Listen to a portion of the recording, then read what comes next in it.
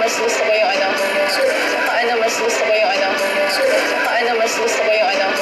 Viancy first time na sinabi ang gusto niya sa isang lalaki. Na kay Eds ba ang ideal man ni Viancy? At Kalingap Edo bakit ayaw niya? Isang mapagpalang araw sa inyong lahat mga Kalingap, sanay hindi niyo po makalimutan na mag-like sa video na ito. At paunawa tapusin muna ang kabuuhan ng video na ito mga Kalingap at para malaman ang nilalaman nito. At maraming salamat po mga Kalingap sa pagpatuloy na pagsuporta lalo na kay Kuya Val Santos Matubang at kay Ate Edna Vlogs at Kalingap Rab, salamat po. Viancy sinabi na ang kanyang gusto sa isang lalaki. Grabe mga Kalingap na kay Edo kaya ang gusto ni Viancy sa isang lalaki. Yan ang ating malalaman mamaya na. Pero bago yun ay pag-usapan muna natin mga Kalingap ang patungkol sa tambalan ngayon ni Edo at Viancy mga Kalingap. Marami na naman ang nabibitin mga Kalingap sa serye sa EDSA dahil sa nakaraan nilang photoshoot na para bang ito'y totoong-totoo na mga Kalingap. Kung si Kalingap Edo lang ang masusunod malamang ay gusto na ni Edo na tutuhanin ang kanilang photoshoot mga Kalingap.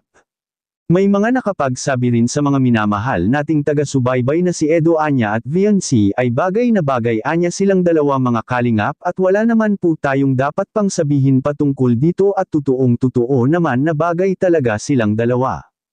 Maraming napasaya ang EDSA sa kanilang photoshoot especially kay Kalingap Edo dahil nabigyan ng pagkakataon ang kanyang sarili na ma-experience ang ganun dahil sa nag-i-imagine lang anya si Kalingap Edo kung kailan mangyayari ang ganun sa kanilang dalawa ni Viancy.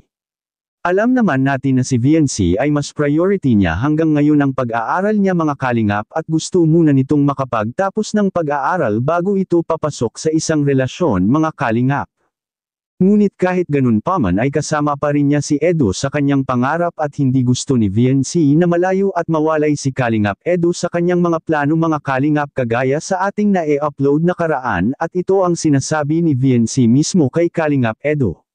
At sa kabilang dako naman mga Kalingap, ideal man ni Viancy or gusto nito sa isang lalaki na kay Kalingap Edo ba? Yan ang ating makikita sa video.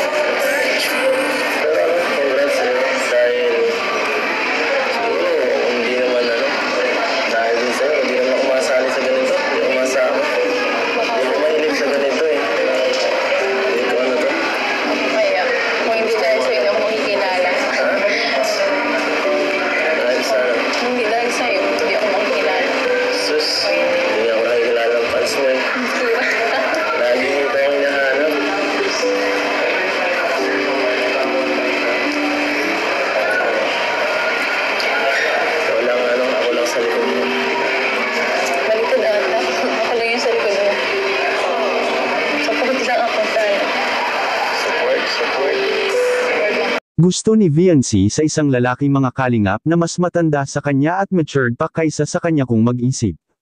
Talagang iba si Viancy mag-isip mga Kalingap at naniniwala rin si Viancy na magkapareho anya sila ni Edo ng mukha at kaya sila ang magkakatuloyin. Anong masasabi niyo po tungkol dito? Please comment and God bless you all.